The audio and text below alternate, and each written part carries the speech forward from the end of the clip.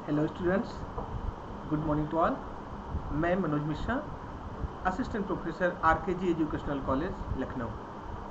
Students, BEd first semester के first paper के class के क्रम में हम लोग एक क्रम से आगे बढ़ते हुए आज उस शिक्षा के अर्थ एवं उसके प्रकृति के बाद अब हम लोग उसके एजेंसीज ऑफ एजुकेशन के रूप में आगे बढ़ते हैं। एजेंसीज ऑफ एजुकेशन में हम लोग तीन तरह की एजेंसीज को पढ़ते हैं: फॉर्मल, इनफॉर्मल, नॉन फॉर्मल।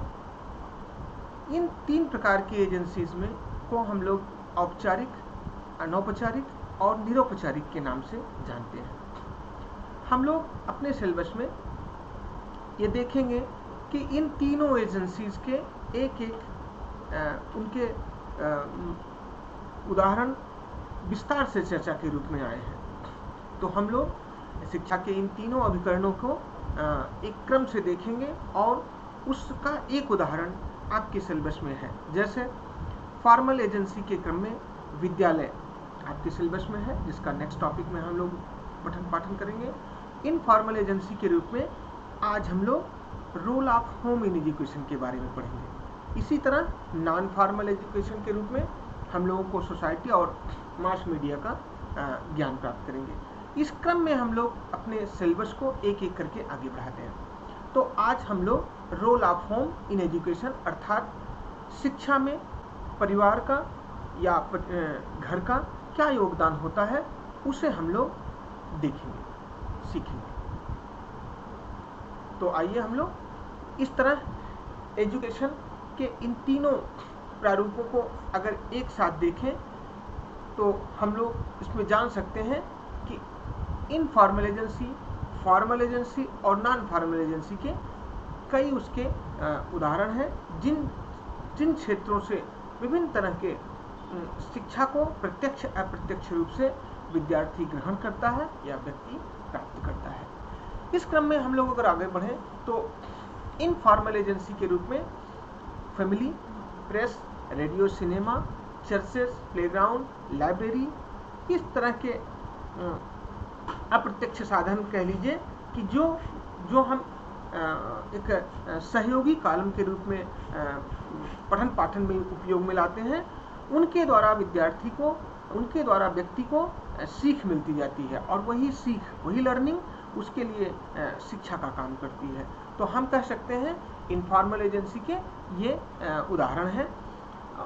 इसी तरह फॉर्मल एजेंसी के भी उदाहरण हैं, जिसको हम लोग school, college, other educational institute के रूप में देखते हैं कि जो भी ऐसे शैक्षिक संस्थान जो एक निश्चित टाइम के समय में अपने ऑफिसेज में निश्चित पाठ्यक्रम के अनुसार विद्यार्थी का विकास करते हैं और उनको आगे बढ़ाते हैं। तो हम उनसे शिक्षा के फॉर्मल एजेंसी या औपचारिक साधन के रूप में मानते हैं। और इसी तरह नॉन फॉर्मल एजुकेशन के भी एजेंसी है, नॉन फॉर्मल या निरौपचारिक शिक्षा के भी अभिकरण हैं। इन अभिकरणों के थ्रू हम लोग देखते हैं कि कुछ करेस्पॉन्डेंस कोर्सेज, समर इंस्टीट्यूट्स की ट्रेनिंग और रेडियो, टेलीविज़न या तमाम मीडिया के साधन जो मास मीडिया के क्रम में हम लोगों ने पढ़ा है, वह एक तरह से नॉन फॉर्मल एजेंसी का ही एक रूप है। इसमें सोसाइटी को भी हम लोग देखते हैं। कह सकते हैं कि इस तरह इनफॉर्मल, फॉर्मल और नॉन फॉर्मल एजेंसी के रूप में शिक्षा का पाठ्यक्रम आगे बढ़ता है। तो मूल रूप से आज हम लोग इनफॉर्मल एजेंसी के कॉलम के तहत फैमिली या होम के बारे में पढ़ेंगे कि कैसे विद्यार्थी का विकास परिवार या अपने घर में होता है। हम लोग बात करें कि role of home in education में, तो हम लोग देखेंगे कि परिवार सीधे तौर पर यह बच्चे का इंटरेक्ट करता है, जिसे हम कहें डायरेक्ट इंटरेक्शन। परिवार में विद्यार्थी सीधे तौर पर प्रत्येक व्यक्ति से अंतः क्रिया करता है और उनसे मिलता है, उनसे अपनी बातें रखता है और उनसे अपने विचारों का आदान प्रदान डे टू डे करता है। और इस प्रक्रिया में वो कुछ न कुछ अपने विचार को रखता है और धीरे धीरे उसका विकास होता है। हम जैसे कहें स्कूल एक औपचारिक संस्थान है, विद्यार्थी वहाँ भी जाता है, बट वहाँ शिक्षक प्रत्येक विद्यार्थी के साथ डायरेक्ट इंटरेक्शन नहीं रख पाता है, क्योंकि कक्षा में कुछ ही बच्चे होते हैं जो सक्रिय होते हैं और अच्छे से पठन पाठन में आगे होते हैं। तो शिक्षक जहाँ तक हो सकता है 70-80% वो उन्हीं विद्यार्थियों के क्रम में आगे बढ़ता है। तो डायरेक्ट इंटरेक्शन सभी विद्यार्थियों पर शिक्षक नहीं कर पाता, लेकिन यहाँ परिवार या घर सीधे तौर पर विद्यार्थी को सीधे तौर पर उसके अंतःक्रिया को देखता है, प्रत्यक्ष उसका विकास करने के लिए समझता है, और वो प्रत्येक व्यक्ति से जुड़ जुड़कर अपने लर्निंग को आगे बढ़ाता है। इस तरह परिवार एक तरह से प्रत्यक्ष अंतःक्रिया में सहयोगी होता है। दूसरे पॉइंट पर हम लोग कहें it provides complete social environment. जैसे हम कहें पूरी सामाजिक वातावरण की स्थिति को परिवार देता है। सामाजिक वातावरण का स्थिति का मतलब जैसे समाज में प्रत्येक परिवार एक इकाई के रूप में होती है, उसी तरह प्रत्येक परिवार में हर व्यक्ति एक इकाई के रूप में होता है, और इस व्यक्तियों का आपस में जो इंटरेक्शन होता है, व्यक्तियों का एक दूसरे से जो बातें होती हैं, उनके तहत उन व्यक्तियों की भी राय ली जाती है, उनके बातों को भी रखा जाता है, उनकी बातों को भी तरजीह दी जाती है। तो समाज में विद्यार्थी के लिए भी या बच्चे के लिए भी माँ बाप उसकी बात को मानते हैं। दादा दादी से वो अपनी बात रखता है तो कहते हैं हाँ अब हम बेटी के अनुसार ही ऐसा करेंगे, अब हम बेटे के अनुसार ऐसा ही करेंगे, अब आप ऐसा पढ़ो, हम आपके लिए ये लाएंगे। तो इस तरह की बातों को परिवार के सदस्य मानते जाते हैं, और वो अपनी डिमांड रख के एक लिमिट पे अपनी बात को मानता है और मनवाता है। इस तरह एक सामाजिक वातावरण का रूप बनता है परिवार में ही। आगे हम कहें वोकेशनल एजुकेशन। हम कहें विद्यार्थी अपने परिवार में जो भी उस परिवार का अपना व्यवसाय होता है, उस व्यवसाय को वह देखता समझता रहता है, और कहीं न कहीं प्रत्यक्ष अप्रत्यक्ष रूप से उसे सीखता भी रहता है। तो परिवार में विद्यार्थी के लिए या बच्चे के लिए एक व्यावसायिक शिक्षा का वातावरण भी मिल जाता है कि कैसे वह उन बातों को देखता हुआ, समझता हुआ और सीखता रहता है। कहीं भी अगर अपने रुचि क्षमता के अनुसार वह उचित क्षेत्र में नहीं आगे बढ़ पाया, तो कहा जा सकता है कि विद्यार्थी अपने उसी वोकेशन अपने व्यवसाय परक क्षेत्र को अपना सकता है अपनी जीविका के लिए। हम आगे कहते हैं कि learner learns social values in home environment. विद्यार्थी अपने ही परिवार में सबसे पहले वह सोशल या सामाजिक वातावरण प्राप्त करता है, सामाजिकता के गुण प्राप्त करता है। उसका हम कहें कि प्राथमिक सोशलाइजेशन होता है, प्राथमिक सामाजिकरण होता है। इस सामाजिकरण का मतलब यह होता है कि वह व्यक्तियों का, बड़ों का, छोटों का आदर करना सीख लेता है, और उस आदर करने के सीखने के क्रम में ही वह एक दूसरे को तरजीह देता है और उनके महत्व को आगे बढ़ाता है। इस प्रकार हम कह सकते हैं कि सामाजिकरण की प्राथमिक इकाई परिवार ही होती है। आगे हम कहें कि it provides moral and religious education. हम कह सकते हैं कि परिवार में ही बच्चा नैतिक और धार्मिक शिक्षा को ग्रहण करता है। वह देखता है, धार्मिक उत्सवों में देखता है कि हमारा परिवार ये काम कर रहा है, ऐसे एक दूसरे का सम्मान कर रहा है। वहीं वह नैतिकता के कालम में देखता है कि हमारे पापा मम्मी अपने हमारे ग्रैंडफादर ग्रैंडमदर का क्या सेवा करते हैं, उनका पाँव छूते हैं, उनसे आशीर्वाद ग्रहण करते हैं, उनकी इज्जत करते हैं। इस तरह की बातों को वह देखता है, समझता है, या उससे पालन करवाया जाता है। जब वो छोटा होता है, शैशव काल का होता है, तो उससे कहा जाता है बेटा ये अंकल हैं, इनसे नमस्ते करो, ये दीदी हैं, इनसे नमस्ते करो। तो ये मोरल एजुकेशन के जितने भी बातें हैं, विद्यार्थी को अपने घर में ही सबसे पहले मिलती है।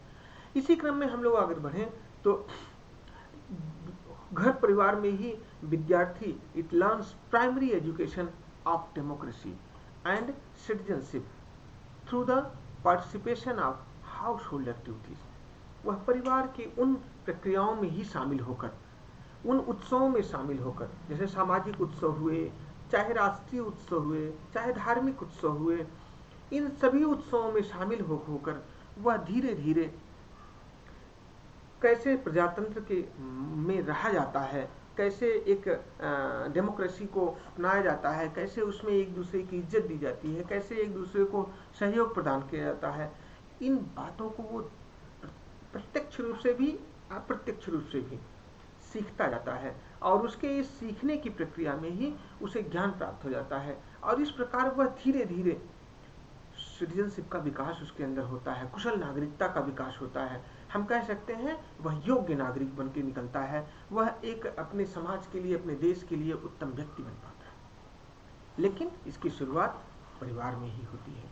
अंत में हम लोग कहें कि role of home in education के क्रम में it develops proper attitudes and interaction.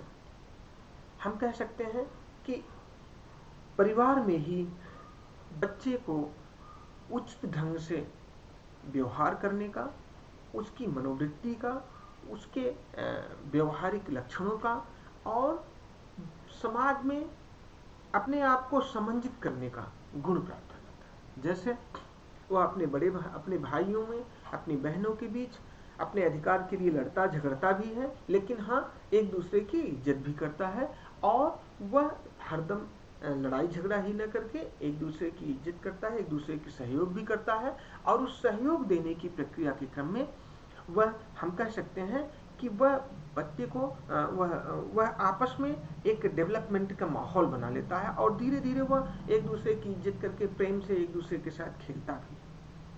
तो इस तरह बच्चे के अंदर उसकी मनोवृत्तियों का, उसके व्यवहारिक कौशलों का, उसके अंदर स्किल डेवलपमेंट, जैसे मतलब उसके अंदर गुणों का एक विकास होता है, जिससे वह परिवार में आपस में अपने विद्यालय के विद्यार्थियों के साथ समंजन स्थापित करने की क्षमता आ जाती है। और यही एडजस्टमेंट की पावर अगर विद्यार्थी को परिवार से सबसे पहले मिलते हुए भाई बहनों में आपस में रहते हुए मिलती है और वह विद्यालय में जाकर उसे और डेवलप करता है, क्योंकि हम जानते हैं कि विद्यालय समाज का अलग रूप होता है। वहाँ विद्यार्थी का अपना एक समाज मिलता है और उस समाज में वह रह के सभी बच्चों के साथ इंटरेक्ट होता है और अपने आप को समंजित करता है और वहाँ रह के अपना डेवलपमेंट, अपने विषयों का अध्ययन, एक खेलकूद करते हुए अपने आप को डेवलपमेंट करता है। तो हम कह सकते हैं परिवार में मिली हुई समंजन की यही क्षमता विद्यार्थी को विद्यालय में उसे आगे बढ़ाती है और वही विद्यार्थी जब विद्यालय से निकलकर समाज में एक योग्य नागरिक के रूप में अपने आप को व्यवस्थित करता है तो पहले से ही उसको वो तरह के समंजन प्राप्त होता है, इसलिए वह उसको बहुत परेशानी नहीं होती और वह समाज में अपने आप को व्यवस्थित कर लेता है। इस तरह उसके अंदर गुणों का विकास हो जाता है। आगे हम लोग अगर एक ऑल राउंड डेवलपमेंट की बात करें छात्र के लिए, चाइल्ड के लिए, तो हम कह सकते हैं कि परिवार ही विद्यार्थी को ऑल राउंड डेवलप करने का अवसर देता है, उसके ऑल राउंड डेवलपमेंट पे ध्यान देता है। सीधे तौर पर परिवार कैसे ध्यान देता है, आइए हम लोग इस फ्लो चार्ट के माध्यम से देखते हैं कि हम अगर सबसे पहले बात करें तो विद्यार्थी के फिजिकल डेवलपमेंट की बात करते हैं। हम फिजिकल डेवलपमेंट के क्रम में अगर हम कहें कि परिवार कब से बच्चे का ध्यान देने शुरू करता है, परिवार बच्चे को उसके गर्भ में आ जाने से ही ध्यान देना शुरू कर देता है और वही बच्चा प्रॉपर ढंग से ग्रो करे माँ के वोम में, वो वहाँ से गर्भ में ही अगर डेवलपमेंट उचित तरीके से हो गया, एक निश्चित समय बाद वो स्वस्थ शिशु के रूप में जन्म लेता है और वह उसका फिजिकल डेवलपमेंट उसके शैशवावस्था में पूरी तरह से ध्यान देते हुए किया जाता है और यह भौतिक विकास पूरी तरह से परिवार के द्वारा ही मिलता है। साथ में जब विद्यार्थी अपने शैशवावस्था और बाल्यावस्था के क्रम में उत्तर शैशवावस्था में आता है और प्राथमिक बाल्यावस्था में आता है तो वही परिवार उसको मोरल डेवलपमेंट का कराता है, उसको नैतिक शिक्षा का विकास करता है, उसके अंदर अच्छे बुरे, एक दूसरे से अभिवादन करना, एक दूसरे को थैंक यू कहना, एक दूसरे से बाय करके आगे बढ़ना, एक दूसरे से मिलते हुए खुशियाँ मनाना, इस तरह की बातों को सीख देता है परिवार सबसे पहले। इसी के क्रम में वो उसका भाषाई विकास भी परिवार करता है, जैसे कहते हैं लैंग्वेज डेवलपमेंट करना। ये भाषाई डेवलपमेंट भी परिवार के ही साथ आगे बढ़ता है। उनको वो शब्दों को ज्ञान कराते हैं, एक एक शब्द को बताते हैं, नहीं ये शुद्ध है, उसके अपने मातृभाषा को ही क्रम में और इंटरनेशनल भाषा के रूप में अंग्रेजी के ही शब्दों को हम देखते हैं। छोटे से बच्चे को लोग ear, nose, throat, hand, hair सब बातों को याद करा देते हैं और धीरे धीरे उसका लैंग्वेज डेवलपमेंट बढ़ता जाता है, एक एक इकाई उसका डेवलपमेंट होता जाता है।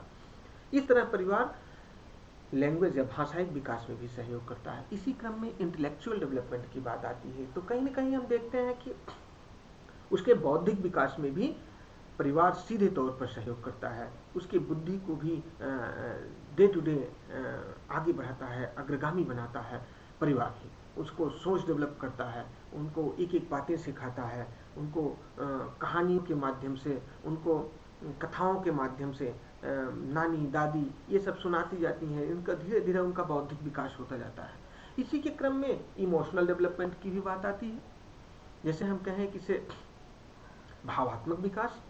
अब भावात्मक विकास का भी काम परिवार ही शुरुआत में करता है। बच्चे को किसी चीज़ के प्रति कहना कि नहीं नहीं पाप लगेगा, नहीं नहीं झूठ नहीं बोलते हैं, नहीं नहीं वो उसकी मदद करनी चाहिए, नहीं नहीं जीवों को मत मारो, इस तरह के करुणा, दया, क्षमा और भाईचारा, इन सभी भावात्मक गुणों का डेवलपमेंट परिवार से ही बच्चे को मिलता है। इस क्रम में हम लोग आगे बढ़ते हैं तो कल्चरल डेवलपमेंट की ही बात आती है। हम कहें कल्चरल डेवलपमेंट में सांस्कृतिक विकास भी उसका होता है। संस्कृतियों, जैसे हमारा देश बहुसांस्कृतिक परक देश है, यहाँ हम विभिन्न संस्कृतियों, विभिन्न सभ्यताओं के कलाओं को सीखते सिखाने की बात करते हैं। तो उन संस्कृतियों को भी शुरुआत से ही परिवार में ही जगह मिलती है और उसका क्षेत्रीय प्रभाव होता है। जैसे हम कहें महाराष्ट्र के क्षेत्र में बच्चे को शुरुआत से ही ये कहा जाता है कि रंगोली ऐसे बनाई जाती है, ये ऐसे किया जाता है। बच्चे को शुरुआत से ही उत्तर भारत के क्षेत्र में उसके संस्कृतियों के डेवलपमेंट में क्या किया जाता है, जैसे ऐसे राष्ट्रीय उत्सव हुए, चाहे सामाजिक उत्सव हुए, उसमें उसको धार्मिक उत्सवों में कहीं सीताराम का भूमिका मिल जाती है, कहीं हनुमान की भूमिका मिल जाती है, कहीं वो शांति भाव के रूप में एक भारत माँ की प्रतिमा लिए और झंडा लिए रोल कर देती है बेटी। तो इस क्रम में उसका सांस्कृतिक या कल्चरल डेवलपमेंट होता है, कलात्मक डेवलपमेंट होता है और उनमें वो शामिल होकर प्रत्यक्ष अप्रत्यक्ष रूप से सीखती है। इसी के क्रम में हम कहें एस्थेटिक डेवलपमेंट। इन सारी बातों को सीखने के क्रम में ही एस्थेटिक डेवलपमेंट अर्थात सौंदर्य शास्त्र का विकास होता है। उसके धीरे धीरे विद्यार्थी को यह बोध होने लगता है, वह अंदर से सुंदर होने लगता है, वह बातें करने लगता है कि ये अच्छा है, ऐसा होना चाहिए, ये करना चाहिए। तो बाल्यावस्था में विद्यार्थी को या बालक को इन बातों को खुद से ही निकलकर सामने आता है कि उसको उसका डेवलपमेंट उचित तरीके से हो रहा है, वह आंतरिक रूप से सुंदर हो रहा है, उसका यही सुंदरता सौंदर्य शास्त्र का रूप निखर कर सामने आता है। तो ये सौंदर्य शास्त्र या उसको आंतरिक रूप से गुण परक बनाने की कला ही एस्थेटिक डेवलपमेंट के रूप में। इसी के क्रम में हम कहें तो वो अपने धार्मिक और सांस्कृतिक उत्सवों को मनाने के क्रम में उसका आध्यात्मिक विकास भी होता है। वह अपने घर परिवार के पारंपरिक उत्सवों, सामाजिक उत्सवों, धार्मिक उत्सवों में शामिल होते होते अपने आध्यात्मिक विकास को कर पाता है, आगे बढ़ पाता है। इसी तरह अगर इन सब प्रक्रियाओं में वो शामिल है तो और उसका कुशल इंटरेक्शन अंतःक्रिया हो रही है, तो हम कह सकते हैं कि विद्यार्थी का अच्छा सामाजिक विकास भी हो रहा है। हम सामाजिक विकास के क्रम में ही उसका धार्मिक विकास भी छुपा होता है। जिस देश काल परिस्थिति या समाज में वो रहता है, उन समाज की संस्कृति या धर्म के प्रति उसका भाव जुड़ता जाता है, और उस भाव जुड़ने के क्रम में ही वह अपने आप का धार्मिक विकास भी कर लेता है। तो हम क्रम से अगर आगे बढ़ते हुए ये बात समझ पाए कि एजेंसीज ऑफ एजुकेशन कौन कौन सी हैं, और उसमें इनफॉर्मल एजेंसी के रूप में जो एक उसके मध्यम को हम लोग देखें, उसके एक निश्चित टॉपिक को इनफॉर्मल एजेंसी के तहत परिवार या होम को हम लोग जाने। इस प्रक्रिया के क्रम में हम लोग आगे बढ़ते हुए बाकी बातें नेक्स्ट टॉपिक में करेंगे। Thank you students.